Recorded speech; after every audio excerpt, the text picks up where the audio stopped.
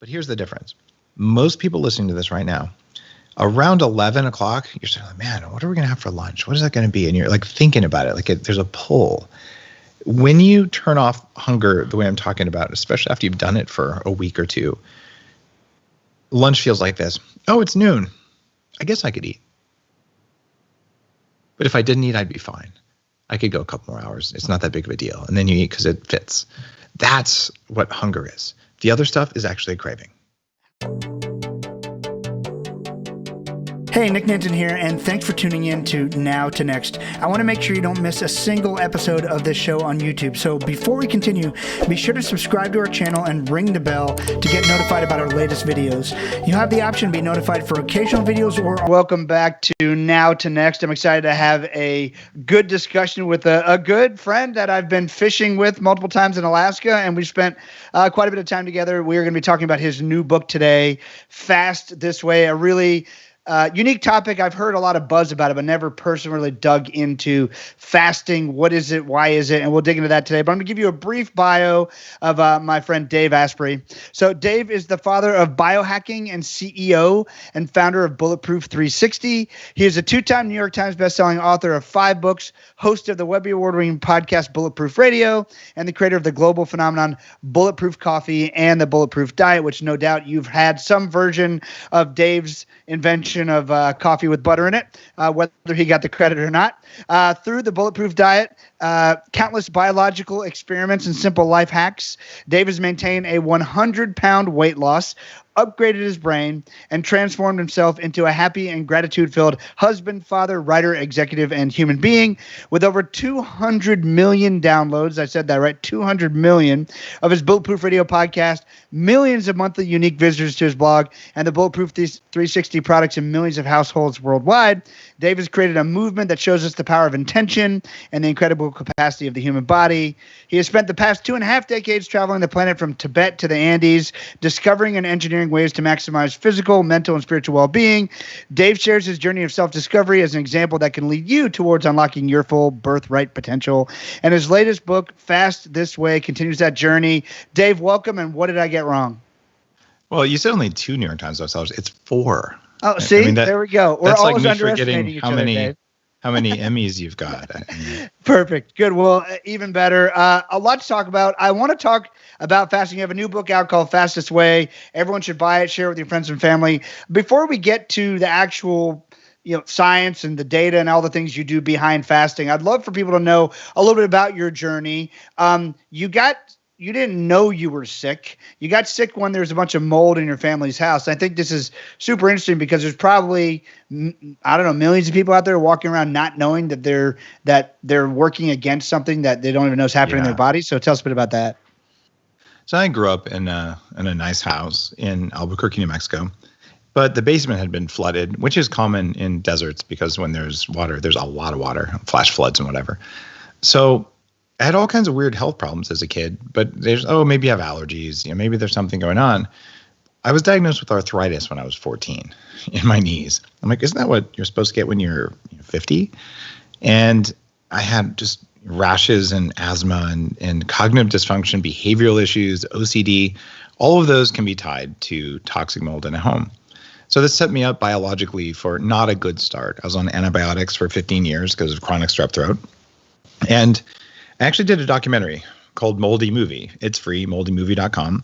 And I regret not hiring you to do that for me, Nick. Because I'll take it. No, that would have been really cool. I don't know that I knew you when I did that documentary. But it was, and it's a free thing because a lot of people don't know that it makes a big difference. It's one of the many environmental variables that you can control. You think about it, every day your body combines about 30 pounds of air and some amount of food or body fat, and it makes electricity from it. And that's what powers your thoughts and your breaths and everything you do, everything you think. Well, if what you're getting from your air is full of what basically are antibiotics that mess with the little bacteria that make power in your body, it's no wonder that I was having some issues. In fact, given that right now, half of people under age 40 have a problem making electrons, and everyone over age 40 has a problem making electrons, we call it aging. This is something that's hackable. And when I wrote the Bulletproof Diet, which has helped people lose 1 million pounds and counting so far, I touched on intermittent fasting, ketosis, but done in a cyclical way, avoiding bad fats like omega-6s, and avoiding plant toxins. And all of those in the last 10 years have become like their own little camps in health and wellness. And I've seen this thing happen in keto that really drives me nuts, where people say, oh, I felt really good when I did a keto diet for a week, therefore I'm never eating a carb again. And then 2 months later, especially women, they hit the wall first. Like, something's not right. My cycle's off. I don't sleep very well. My hair is thinning. And guys, it takes them another 2 to 4 weeks. And like, oh, my sleep went away. And then my morning kickstand went away. And now my hair is thinning. I'm like, guys, just because something is good doesn't mean you need to do only that forever. And I see us going down the same path of fasting, where I feel so great when I learn how to intermittent fast. I'm going to do it every day for the rest of my life. And then you hit a wall. So I wrote this book for 2 big reasons, as fast this way. One was to zoom in and to prevent the over fasting problem, but also to let people know men and women are not the same. There's a chapter based on studies just on women. And it turns out women are not small men, especially biologically. I mean, who would have ever thought? I had no idea, right? And there's just so much knowledge here. And then there's a whole spiritual side of fasting. And I see these poor people going, well, I've never fasted before. I believe because mice did it that I can only have water during a fast. Therefore, I'm going to wake up. I'm going to have kids bouncing around the house. I'm going to try and focus on my job. It's a high stress time. I'm going to add stress by only having water during my fast. And then they have a terrible experience. They never want to do it again. And they say it doesn't work. But there's ways to fast without feeling pain. And when you do this right, it's the highest return on investment thing anyone can do. So I'm like, all right, of all the things I could write about, fasting is the hardest. It seems like a bad idea. Why would I want to not eat? Like, it's the hardest thing you could ever sell.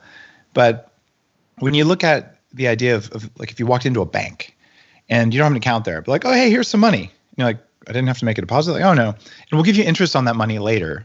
Oh, and then come back in a year and we'll give you more interest. And you're like, this is the best deal ever. But you didn't spend money, time, or energy on breakfast. So you had more energy that morning, not less. You didn't think about food as much. And then later you don't get insulin resistance and diabetes and all that. Where did you lose? Like, there's no losing with fasting. It's epic.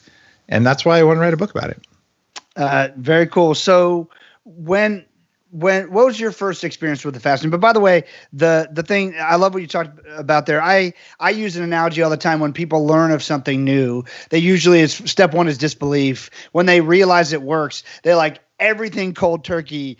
They do it 100%, and then they realize they're a miserable human being, and then they figure out some way of integrating the healthy aspects of it into what works for their personality, their lifestyle, whatever else. But we have this imitation stage, which is what screws everyone, right? It's like, It worked for, I don't know, this guy, so I'm gonna do it exactly that way. But yeah, so what was you've hacked your body. You've done many things that I would not recommend people do with or to their bodies, all in the name of hacking a better human so I can learn from you and not have to do it. Like, what was your first experience with fasting, and was it nuts or was it good? Well, I remember when I was about 26, I had just made $6 million as a co-founder of a part of the company that held Google's first servers, when Google was 2 guys in a server and Facebook was the Facebook. And I'd been struggling with my weight for years. My energy was off. I was having brain fog, and I was actually afraid. I bought disability insurance. I'm like, I don't know if I can keep working because I have the pedal all the way to the floor and I'm slowing down and I don't know what else to do. But I'm exercising all the time. I do everything I can and nothing works. So someone said, hey, Dave, you should try skipping breakfast or try fasting. And this was unheard of in the late 90s. And I was horribly offended, Nick. I was like, are you kidding? If I don't eat 6 times a day, my body will go into starvation mode, right? And then I'll get fatter because I know I read it in Reader's Digest. It must be true. But then the real thing was, I know that I will get hypoglycemia. And so I'm going to act like an even bigger jerk if I don't eat. So it's like I'm going to eat every couple hours, especially during the day, to keep my energy up. And I had believed this was healthy, and I believed if I didn't do it that I would totally devolve into an angry person, which was actually real. And so that was my first experience with fasting, where I was like, F that. I'm not going to do it because it's a bad idea. And you fast forward, and I'd read the research. I'd done a lot of stuff. And I thought, maybe I'm open to this. But I also knew that I'd probably act like a jerk. So this is right before I started writing Bulletproof, right before I put together the Bulletproof Diet. I hired a shaman to bring me to the desert, put me in a cave where there's no people and no food for anywhere around me, and I just spend 4 days. Then I can completely lose it, and all I'm going to do is yell at the lizards. But I wanted to face being alone, because a lot of people eat when they're lonely. I wanted to face being hypoglycemic all by myself, and I wanted to kind of show my body, look, I know that I'm not going to starve to death for probably 2 or 3 months, and some people can go a lot longer than that. And as fat as I was, probably could have gone longer. So it was a scary thing, to be perfectly honest, both the loneliness and the isolation and the lack of food. But I did it because I was like, I gotta face this down. I don't want it running me. And that's the context, and that's the story that I'm telling throughout the book, where it's a really personal story, and there's a side of fasting that's mostly in your head. So that was my first real experience with a 4-day fast, was just going all in on it. And I talk about the psychology, even the spiritual stuff, as well as the biology throughout the book. The reality, though, is that fasting, it just means going without, but it doesn't mean going without all food. You can fast from social media. You can fast from heat. It's called cold therapy. That's a brief fast. But I mean, you can do all sorts of things. And what's happening is the body thinks it needs something. And then if it doesn't get it, you get super stressed and you tweak. But the reality is that the body doesn't need it. So it's like training your dog to sit when it wants to jump up and down. And you can do this with the systems in your body that you feel like you don't have control over. In fact, you feel like they control you. And it's incredibly liberating. One of the studies in Fast This Way says that the average person spends 15% of their daily thoughts thinking about what's for their next meal. Now, if you could do something during a fast that turned off your hunger voice, you would get 15% better mental performance that day. You have more thoughts. It's actually greater than 15% if you do the math reverse-wise. But basically, you get a massive cognitive upgrade just from that. So then how do you take something that sounds painful and unattractive and then show people you can do it? And as an example, I had 30,000 people join me this week on my fasting training and challenge. This is a free thing I'm doing. Look, I'll teach you my book because I just want you to read it, because I think it's going to make you a higher performance, nicer human when we can banish hypoglycemia from our vocabulary, at least from our life. And so of that, the comments that I've gotten just recently are, I didn't think I could go 24 hours without food, but I did it and I feel better than I have in years. This is why it's worth writing a book about it. And by the way, if you go to fastthisway.com, you can sign up and do the 2-week thing where I teach you all the fasting hacks. I'm not trying to sell anything. I just want people to have the knowledge because it matters. Very good. So yeah, again, make sure you get the book Fast This Way. Dave's sharing lots of knowledge bombs, but this is something that will help. That's why he wrote the book. It will help many people. Now, Dave, one of the things I thought was really interesting too, you bring up in the book is that, first of all, yeah, fasting is just going without for a bit. You say that every major religion has some form of fasting, which I think is fascinating as well, which we can cover in a second. But also, it sounds like, when you start talking about like your body tweaking and stuff, I mean, it very much sounds like an addictive response to me, like the response of an addict. Are we addicted to our food, our routines? Like, what's the parallel there? There are some foods that are addictive. And one of the gifts of learning how to do intermittent fasting, I'm not talking about going days without food the way I did. I'm talking about going 16 hours without food, which is really easy because you're asleep most of that time anyway. Right. Well, it's not as big of a challenge as it sounds. How many days in a row should you do that, by the way? It really depends on how healthy you are, whether you're a man or a woman, how much weight you want to lose. And for women, I recommend if you've got a lot of weight to lose, or you're just getting started, or you have cycle irregularities, you might want to just start out with 3 days a week, maybe 4 days a week, and work your way up to 5. And there are studies that show that that's very effective. And you might say, I feel so good, I'm going to do 5. But it's very tempting to say, okay, I started out doing a 14-hour fast 3 days a week, and I felt really good. So I went up to 16-hour fasting 3 days a week. And then I did it 5 days a week. And now I'm never going to have breakfast again. Right? In fact, I'm only going to have dinner for the rest of my life. That's not going to work. And the idea is that fasting is meant to be flexible and intuitive, where, you know what? I'm menstruating. Maybe now is not the time to fast. I had a heavy workout yesterday. Now is not the time to fast. My girlfriend just broke up with me. Dude, have some breakfast. Don't have Pop-Tarts. Have the right foods. And what you learn is that when you eat certain foods, they make you hungry and your fast is almost unbearable. And when you eat other foods, you're completely not hungry. And having a sense of your actual hunger versus a craving is a big thing. So for a lot of people, gluten and dairy protein, especially milk protein isolate, which a lot of keto brands like, oh, I'll put that in coffee or put that in a muffin or whatever, that actually drives hunger for people.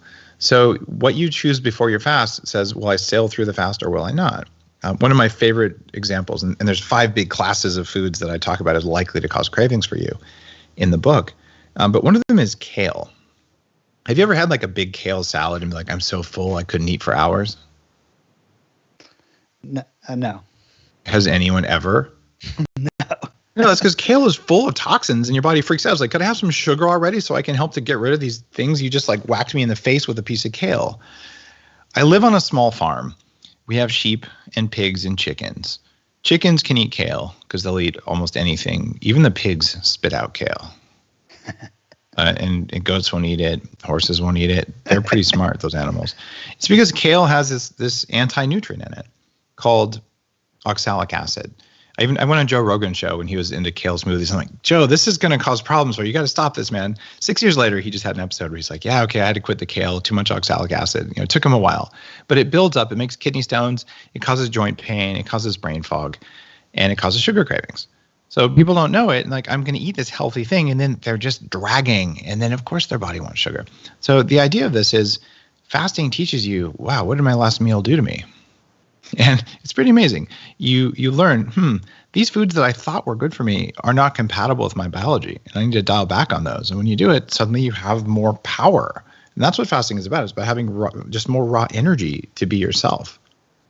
So when you also said like a lot of people fast and they only have water, which would have been my guess, of course, before the book. Like tell people if you're going to do a 16-hour fast, you're going to try it for one day, like what does that look like and when should you eat? Maybe what would be a good idea to eat like the day before that's worked at least for you. I'm sure it's different for other people. There's probably some pretty good standards, not Pop-Tarts. And then like what can you have during that fast? What would qualify during the fast or just nothing? All right. There's a group of people who I like to call them the hair shirt fasters. And a hair shirt is something that a sect of monks used to make in like the 14th century. They would weave a shirt out of human hair and they would wear it because it was extra itchy and uncomfortable. Because suffering has merit. And if you could suffer more, it would mean that you were a better person. I do not believe in that.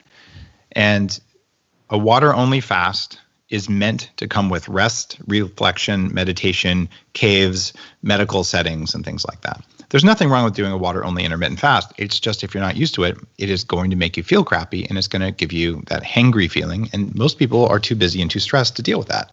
So what could you do during a fast? How do we know we're still fasting? What you can eat during a fast must not raise your insulin, and it must not turn off a process called autophagy, which is the reason you're fasting in the first place. Autophagy is when all the digestive mechanisms of the body that usually are working on food, they have no food to work on, so the body goes, maybe I could clean up some of this debris in my cells. Maybe I can take out the old cells and build young ones. So the energy of breaking stuff down goes to break down the stuff that's making you old. If you eat carbohydrates, especially sugar, or you eat protein, it elevates a compound called mTOR that takes you out of autophagy, or it raises insulin. So basically, you avoid those two things. And that means you can have some fat during a fast, and you stay in a fasted state, but it matters which kind of fat. So there's 3 big hacks in Fast This Way. And the three fasting hacks are black coffee. Now, mice don't get black coffee in most studies because they don't have espresso machines, but it's better to fast with black coffee than not. If you don't believe me, just do a search for coffee health online or coffee in any medical condition you can think of. Coffee is a superfood that just runs circles around kale. And we're talking reductions in all-cause mortality of people who drink a couple cups of coffee a day. One thing coffee does is it suppresses hunger, and it actually doubles the amount of ketones your body will naturally make during a fast. Ketones turn off hunger and give your brain more energy. The reason the sages fasted in caves was that after about 2.5 days of fasting, your brain snaps into this hyperdrive mode, which is when it starts burning fat instead of sugar, because fat has more energy. It's called calories. Fat is higher calorie than carbs. You wanted those calories to go right into your brain. So it's a very powerful thing. You can do that in the morning.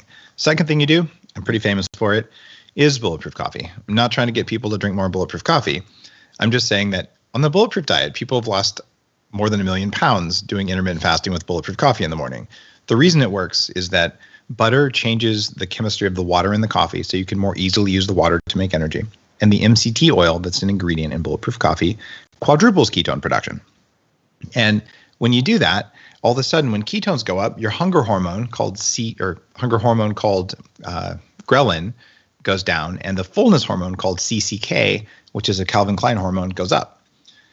And when you get that, you're like, wait a minute, I drank this coffee with a small amount of butter, it doesn't have to be a lot, and some MCT oil, and I drink it, and all of a sudden, like, I don't think about food anymore. The voice in my head is gone. Tacos are not front of mind. People put donuts in front of me, and instead of using my willpower, I'm like, I'm just not hungry. I couldn't eat a donut if I wanted to.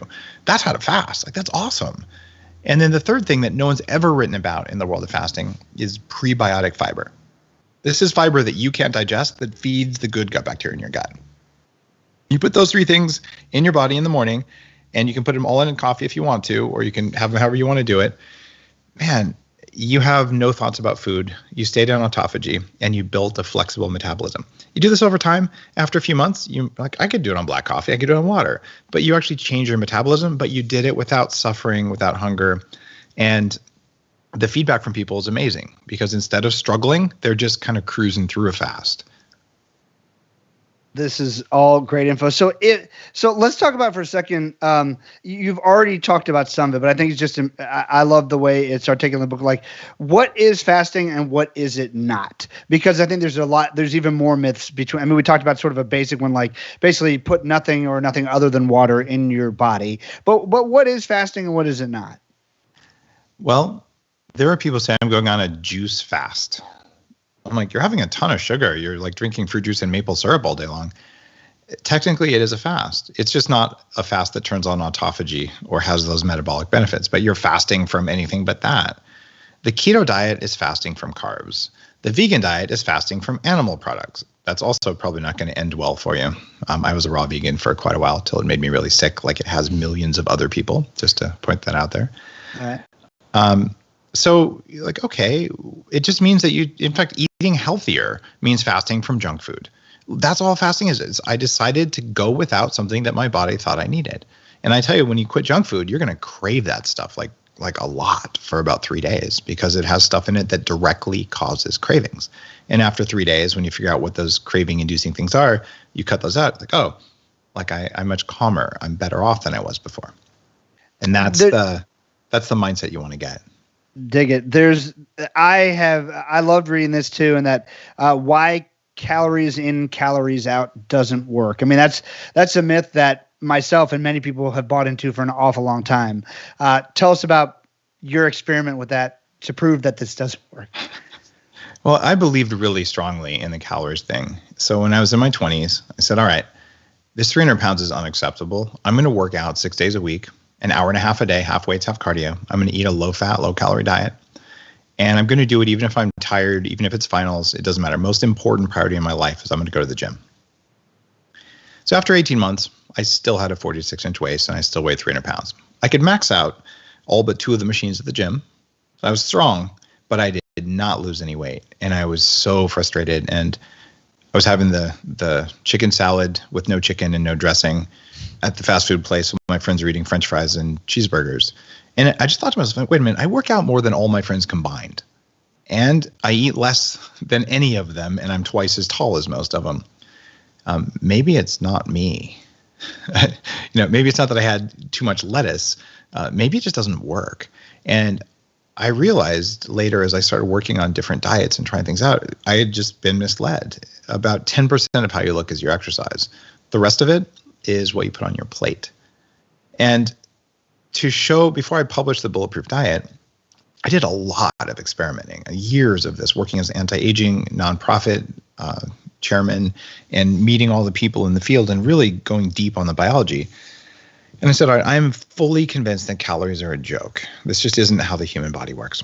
So I went on a special diet to prove it to myself in my very tiny blog. I ate 4,500 plus calories a day. I cut my sleep to less than 5 hours no matter what, and I stopped exercising.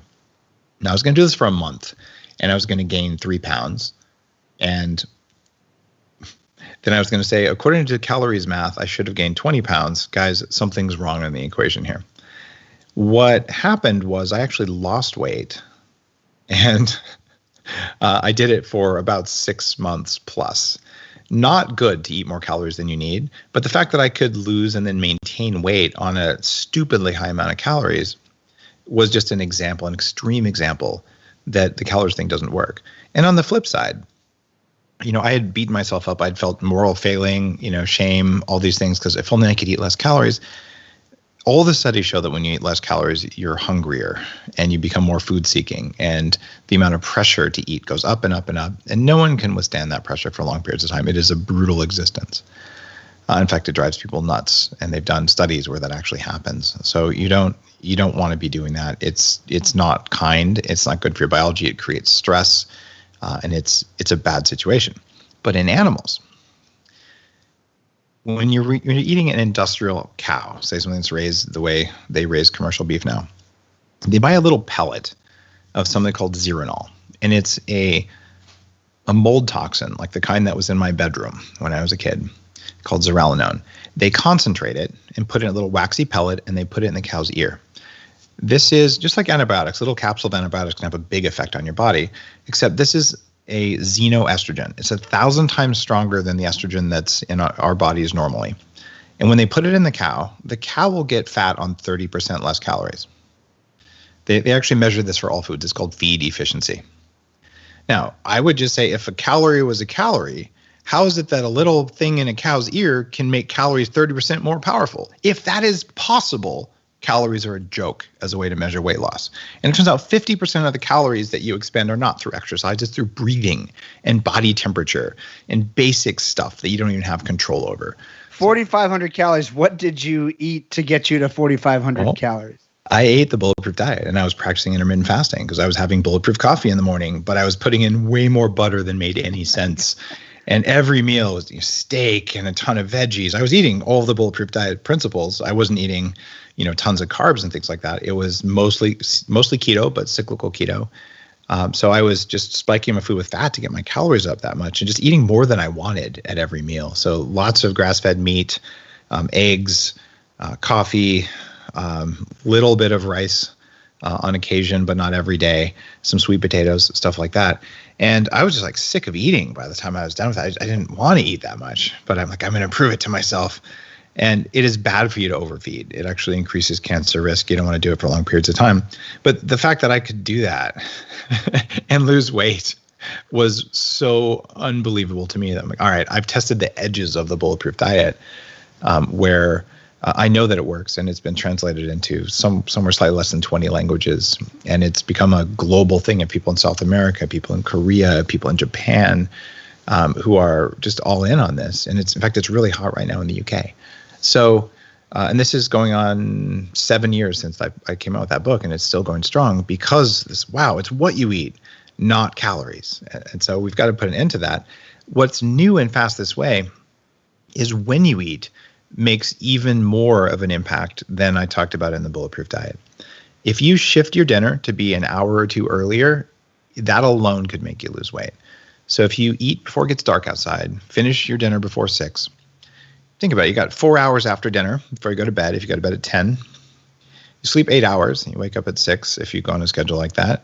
You've just fasted for 12 hours, which is a very basic minimum baby fast. But most people don't eat breakfast at 6 a.m. So then you're like, all right, I'm just not going to eat for a couple more hours. What do you know? You just did a 14-hour fast because you had breakfast at 8 a.m., right? And then you say, oh, hold on. I'm going to be a real stud. I'm going to go till 10 a.m. to have a late breakfast. Right, there you go. You just did a 16-8 fast right there, which is what a lot of the fasting programs say you have to do, although 16 is not a magic number. You can do 17 or 15. It's still good. And you might just say, I'm going to wait till lunch. And you did an 18-hour fast. But all you had to do was say, I'm going to have a late breakfast. Now, if you're like I was when I was heavy, at around 10 a.m., you'd get shaky and the muffin would start calling your name in a very serious way. And you might have an argument with the muffin. You might win, but you're going to pay for it. And then you're out of sorts and you go into that hangry, you get cold, you can't focus in a meeting, and you probably yell at people. So that doesn't work, and it's not sustainable. And most people will fail at that. And that's why the hacks are in the book. You do that, and all of a sudden, oh, I've got this. And you just don't think about food. You've got more energy than you did before, and you just go through till lunch. But here's the difference. Most people listening to this right now, around 11 o'clock, you're saying, man, what are we going to have for lunch? What is that going to be? And you're like thinking about it, like there's a pull. When you turn off hunger the way I'm talking about, especially after you've done it for a week or two, lunch feels like this. Oh, it's noon. I guess I could eat. But if I didn't eat, I'd be fine. I could go a couple more hours. It's not that big of a deal. And then you eat because it fits. That's what hunger is. The other stuff is actually a craving. How much of the story in your head is actually harder than the actual act of this? So most of us have lived our entire lives being excited about what's for lunch or what's for dinner. And how many people are like, oh, that's an important part of my life. I don't want to do that. I mean, how much is this internal story affecting that? Well, it's a very big deal because we've been told if we don't have 3 meals a day, we'll starve. And in our biology, and I write about this in the book, there's this fascinating algorithm that keeps all animals and all even bacteria alive. And it is actually run inside the bacteria that are the power plants, the mitochondria in our body. And it goes like this. Keep in mind, if you're a bacteria, you have no brain. You have just a few things you can do. And you have to do them repeatedly, otherwise your species will die out. So all life does this, whether it's single-celled or a tree or an animal. Step 1, run away from, kill, or hide from scary things. That's fear, and it's the first of the F words. And it gets 10 times more focus than you need. Like if something's scary, it takes everything away from all your other rational thought. Like that's front and center. The second thing that all life has to do is eat everything because famines have killed a lot of us. So we have fear, then we have feeding.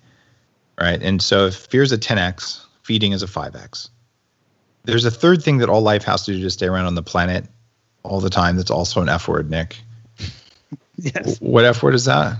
We got it. Fertility. That's what you were thinking, right? Yes. Are you blushing?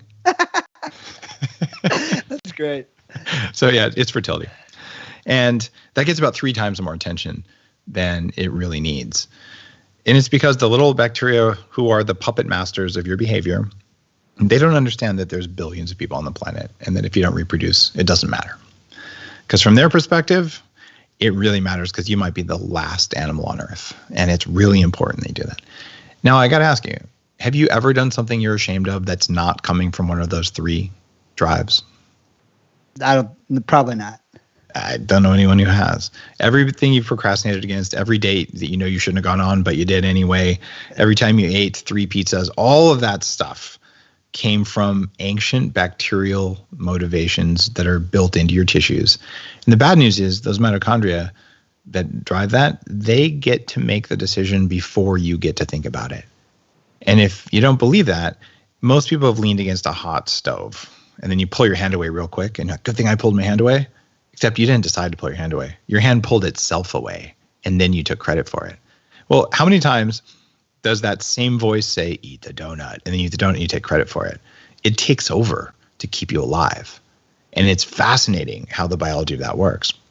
So when we talk about fasting, how much of it's in your head, that network of ancient bacteria, they're in your head, but they're in all of the tissues in your body except your red blood cells, surprisingly. So they're everywhere, and they're watching the environment. Is there food? Is there light? Is it cold? Is it warm? Is there a threat? And they're doing their best to make energy, neurotransmitters, and hormones that are going to make you most likely to survive as if you weren't in there. And fasting, man, it pushes their buttons big time until you train them to just, you know what, guys, you're going to have to deal with the fact that sometimes I don't have breakfast. And then they whine about it a little bit, which you feel as hunger and anxiety maybe. And they go, all right, fine. We will take all the weak mitochondria that we're relying on regular sugar infusions and we will kill them. And we will grow young, fresh, new ones who can digest fat and can make more energy and are more resilient. And because they're not just environmental sensors, but they're power plants, you just upgraded your power production permanently. And when you do the things I talk about and fast this way, even for a few months with the fasting hacks, you have biological resilience. You can make better use of air and food for everything you do, including your immune function, including fighting pre-cancer cells, including showing up in your life in a way that you wanted to instead of acting, like you wish you hadn't acted in your last board meeting or last meeting with your boss or last time your kids yelled at you, whatever the stressor was. So this is about telling your body, you better be able to turn on power on demand in a new way. And the voice in your head, though, it's coming from there. In the book Fastest Way, again, everyone check out the book. It's brand new and you're going to love it. This is just some of the info that's in that book. You talk about the stages of fasting, stage 1 being a 16-8 intermittent fast, which is 16 hours not eating, 8 hours eating. Could you walk us through those different stages so people know where to begin? Sure. If you start with the basic 16-8 fast, that's where most of the benefits of fasting kick in at 16 hours. However, if you're just getting started, 12 hours has some benefits. It's much better than eating, going 8 hours without food. 12 hours is better, and you can work your way up to 16 if you need to. And you get additional benefits when you go beyond 24 hours. And 24 hours sounds really big, but think about it like this. You have dinner.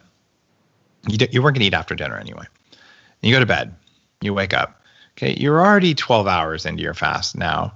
And then you say, I'm going to skip breakfast. And then lunchtime comes. You go, oh, wait, I'll wait till dinner. There, you did a 24-hour fast. It's not nearly, you literally skip 2 meals. Right. And if instead of like, oh my God, a whole day, no meals, what am I going to do? Like, I'm going to drink some coffee. Even if it's just black coffee, you'll be fine. And if you put the other stuff in there, even better. You just won't even care. It's just not that big of a deal. And your body says, oh, wait, I'm going to have to do that. You get stronger and stronger over time when you do it that way. And then eventually you get to the point where I did yesterday a 24-hour fast. And I only had black coffee because I didn't have time to mix any of the bulletproof stuff in. It just didn't matter. I was too busy on interviews. Right? Where no decline in mental performance, no coldness, no tired, no hangry, no nothing. It's just normal.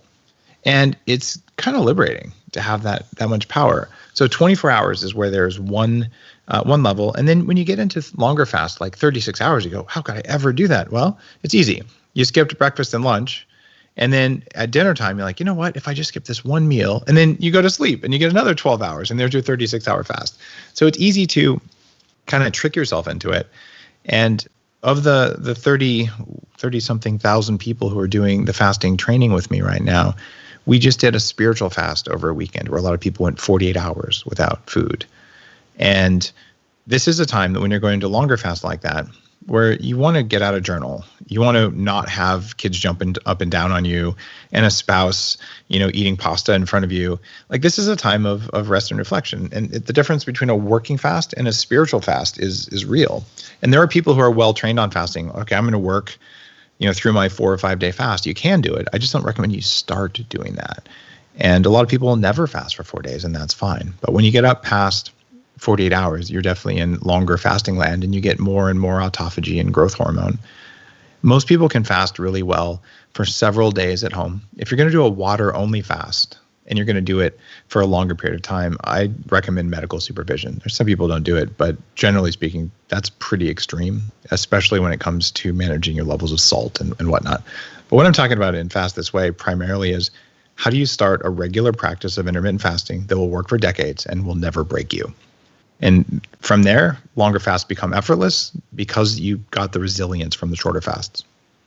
Now, the regularity of that. So for someone starting out, again, you're saying like a lifelong practice. Is that, again, if I'm trying to get my head around, is that something I do once a week, twice a month? I mean, like, what does that look like? Intermittent fasting, you skip breakfast most of the time, at least 3 days a week. Most people work up to 5 days a week. And then on weekends, you have some breakfast. But you don't want to be having breakfast most mornings. And what you'll find after you do this only for 2 weeks is that you don't want breakfast anymore. Because you realize every time I have breakfast, my morning is slower and hungrier and I'm groggier. But if I don't have breakfast, I'm just on fire. And you kind of look forward to it. And the idea for me of having breakfast, the vast majority of the time, I'm like, oh, I wouldn't want to do that. But if I'm super jet lagged, or if I lifted really heavy the day before and I wake up and I'm like, well, I'm actually hungry, I'll have breakfast. Right? And that doesn't mean I did anything good or bad. It was just, okay, my body actually wanted extra protein and it was time for it. And then the next day, intermittent fast. So the idea is, how many days a week? There is no rule, Nick. And it's how recovered am I right now? Think of fasting like exercise, and it is like exercise. It's a stressor, a hormetic stressor on the body. People say, how many days a week should I lift heavy? It depends. How stressed are you? Because it drives me nuts when I see these type A entrepreneurs like you and me, like, okay, I'm going to fly around the world. I'm going to launch 3 companies, and I'm going to do an Ironman, and I'm going to work out every morning. And there's a name for that. It's called burnout, right? So you do a longer fast when you have more energy, and you do a shorter fast when you're already dealing with enough other stuff. Got it. Just you have to learn how to make it a part of your life. Fast for better sleep, sleep for better fast. Tell us about that idea. This is also new information in the world of fasting. And in the last 10 years or so of biohacking, we've learned so much about circadian biology. Nobel Prizes have been awarded in the last 10 years for understanding how our bodies set their timing system. And this all goes back to 2 billion years ago. We were some kind of a cell, and there were these ancient mitochondria bacteria. And then we tell ourselves, we harnessed them. We inserted them into our cells and harnessed them to be our power plants. Now, from their little perspective, they're like, we found a mobile petri dish. We moved in and we're still in charge. Okay, one of those 2 stories is true. I think they're more in charge than we like to think. But here's how mitochondria set their time. At night, it's cold and there's no food because they ate algae. So they're floating in the ocean, and let's see, sunset comes, red light, gets cold, there's no food because there's no sun to feed the algae. So then they drop down in the water and they basically rest and recover.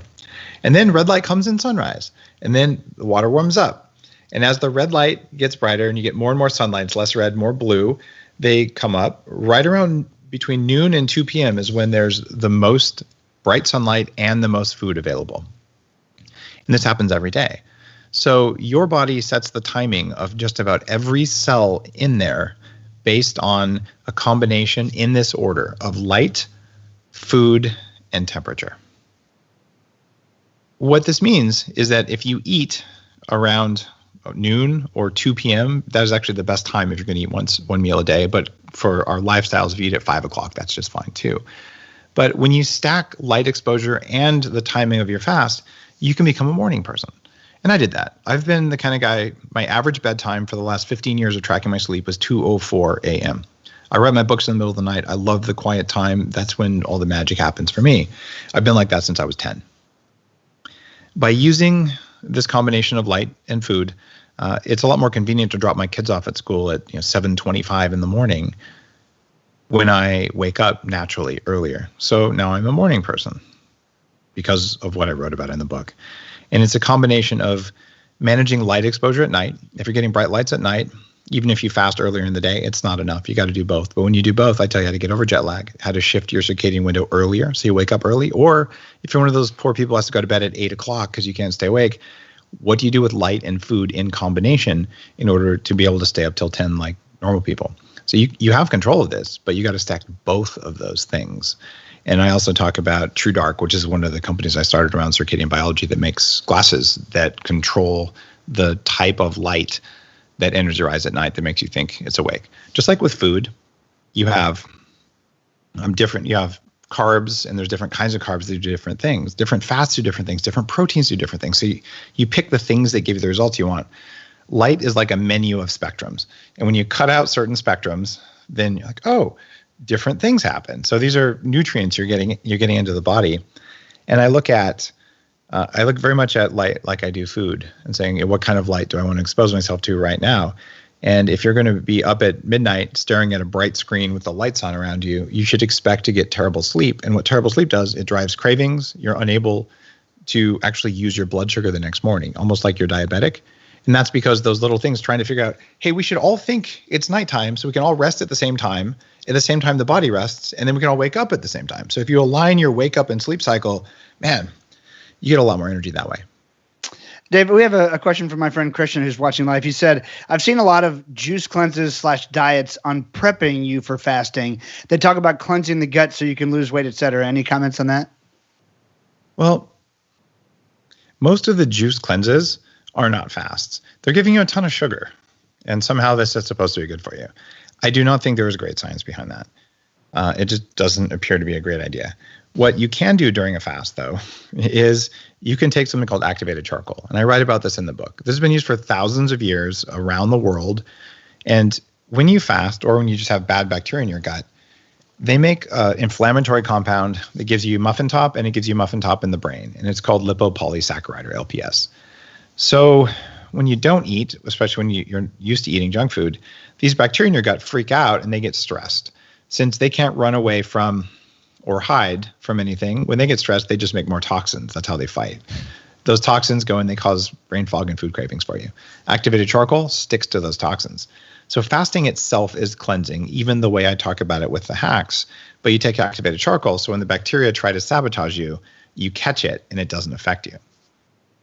Got it. And all these things you're talking about, you can get on your website, right? I mean, because I don't know where to find this stuff. Bulletproof.com.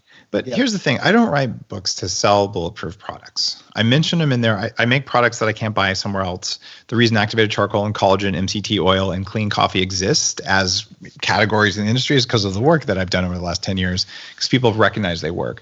So yeah, Bulletproof.com, the prebiotic fiber is called Inner Fuel, and the MCT oil is called Brain Octane. And there's reasons those are different than the generics on the market. But look, I tell you all the ingredients. I tell you, like, do what you want to do.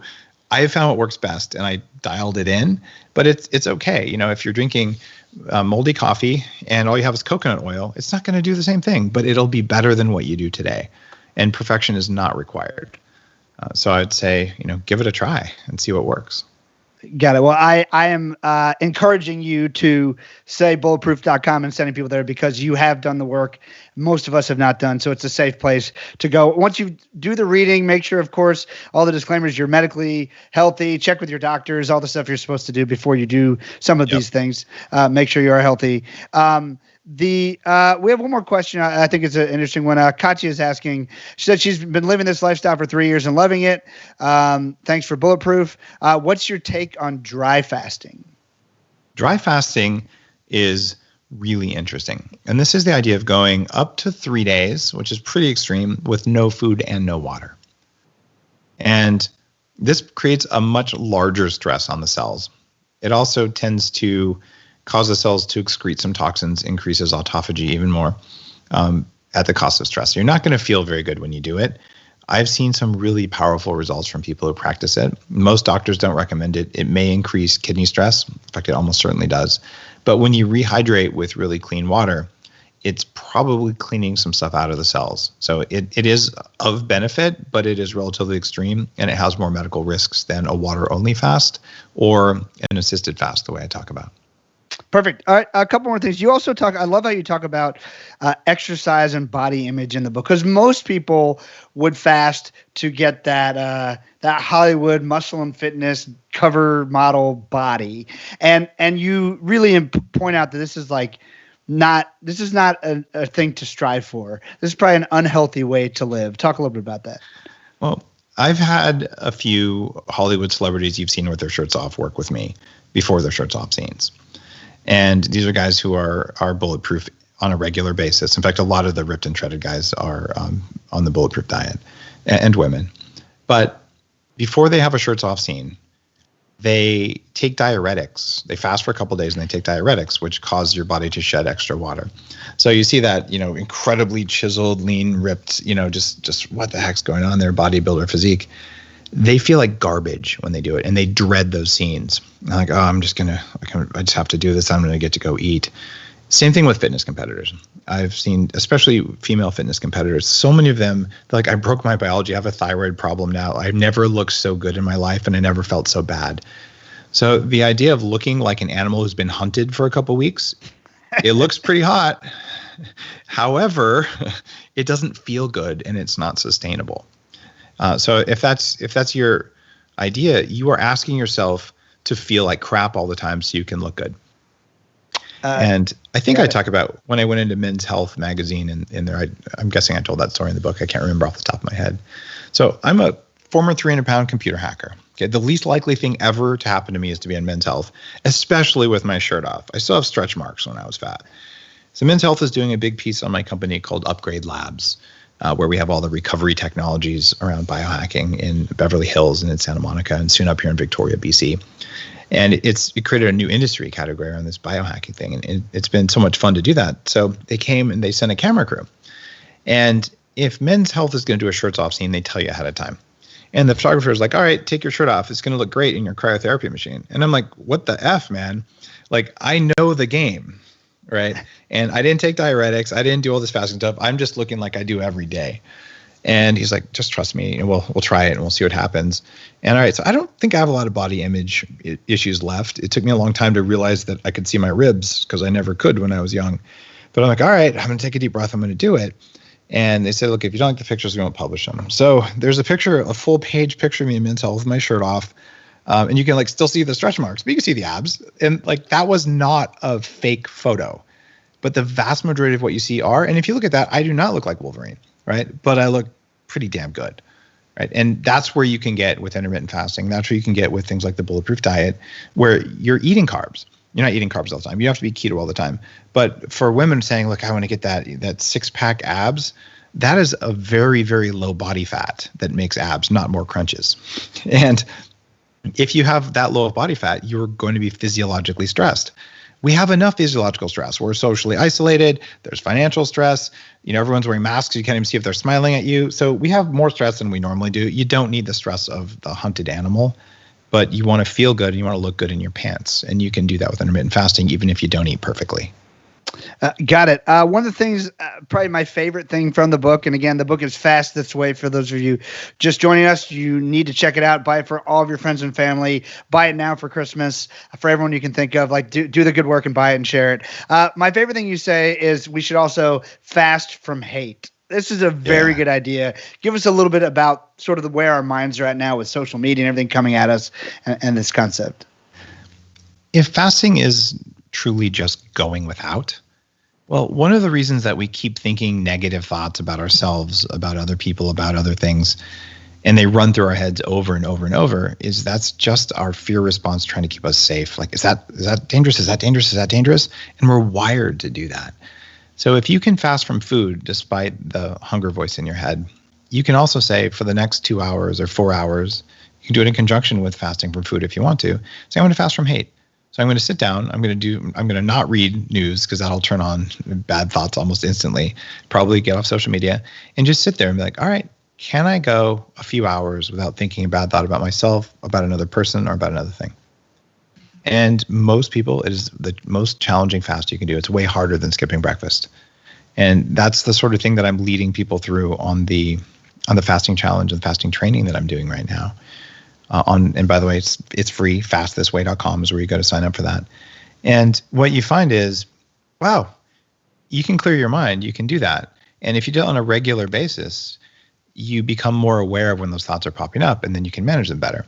It's the same thing if you skip breakfast on a regular basis. When you feel intense hunger that's abnormal, you're like, oh, well, that's weird. I wonder what I did to cause that. Well, when you go a brief period of time without thinking bad stuff about other people, when you do think bad stuff about other people, it's like, oh, that's interesting. Where'd that come from? And it's actually really good at creating a sense of groundedness and even a sense of safety. Like, wow, how many of those voices in my head should I believe? And the answer is way less than you do. Love it. Fastest Way, the book, bulletproof.com, fastestway.com. Check it all out. Dave Asprey, always great to hang with you. We need to fish again soon. Thank you for your time, and it's been fun. Nick, thanks, brother. I'm looking forward to seeing you in person and doing it up in Alaska where there's lots of wind and we won't be wearing masks because there'll be lots of air. Yeah. Sounds good, man. Take care. Thanks for joining us. Take care. See you guys next time on Nanton Next. Take care.